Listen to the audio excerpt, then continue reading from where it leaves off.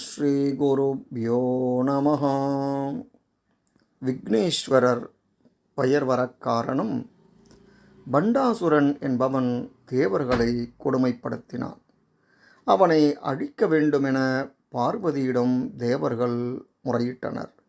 பார்வதி தன் படையுடன் லலிதாம்பிகை என்னும் பெயர் தாங்கி போருக்கு புறப்பட்டார். சிவனும் காமேஸ்வரராக பின்தொடர்ந்தார். அக்னிக்கோட்டை ஒன்றை எழுப்பி அதனுள் லலிதாம்பிகை தங்கினாள். இதை அறிந்த பண்டாசுரன் தனது உதவியாளரான விசுக்கரன் என்பவனை அனுப்பி படைகளை செயல்பட விடாமல் தடுத்திருமாறு உத்தரவிட்டான். சுற்றிலும் தீ எரிந்ததால் அசுரனால் உள்ளே நுழைய முடியவில்லை. விக்ன யந்திரம் என்னும் தகடு ஒன்றை நெருப்பை தாண்டி கோட்டையின் மீது வீசினான்.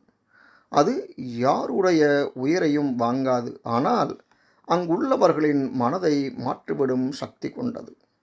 அதன்படி அவர்களின் மனதில் லலிதாம்பிகைக்கு கட்டுப்பட்டு நாம் ஏன் போரிட வேண்டும், நம்மால் கொல்லப்படுவது அசுரர்கள் என்றாலும் கொலைப்பாவம் நம்மைத்தானே வந்து சேரும், மேலும் நாம் போரிட்டாலும் பெரிய வீராங்கனை என்ற புகழ் லலிதாம்பிகைக்கே உண்டாகும் அல்லவா, எனவே போர் புரியாமல் நிம்மதியாக உறங்கலாம் என்ற எண்ணம் அவர்களுக்கு எழுந்தது.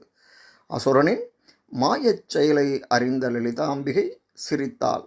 இந்த நேரத்தில் காமேஸ்வரராக இருந்த சிவன் அவளை கண்டு புன்னகைத்தார். அவர்களது புன்னகையில் பூத்த மலராக அவதரித்தார் விநாயகர். தன் தும்பிக்கையை நீட்டி எந்திரத்தை எடுத்து சுற்றிலும் எரியும் தீக்குள் வீசி சாம்பலாக்கினார். விக்ன எந்திரம் எரிந்து போகவே மீண்டும் படையினர் தூக்கத்திலிருந்து விழித்தனர். ஆவேசத்துடன் போரிட்டு அசுரனை அடித்தனர். விக்னம் என்றால் தடை. தடையை வேறறுத்து லலிதாம்பிகையின் வெற்றிக்கு துணை நின்றதால் விக்னேஸ்வரர் என விநாயகர் பெயர் பெற்றார். கஜானனம் பூதகணாதிசேவிதம் கபித்தஜம்பூஃபலசாரபக்ஷிதம் உமாசுதம் சோகவிநாசகாரணம் நமாமி விக்னேஸ்வர பாதபங்கஜம்.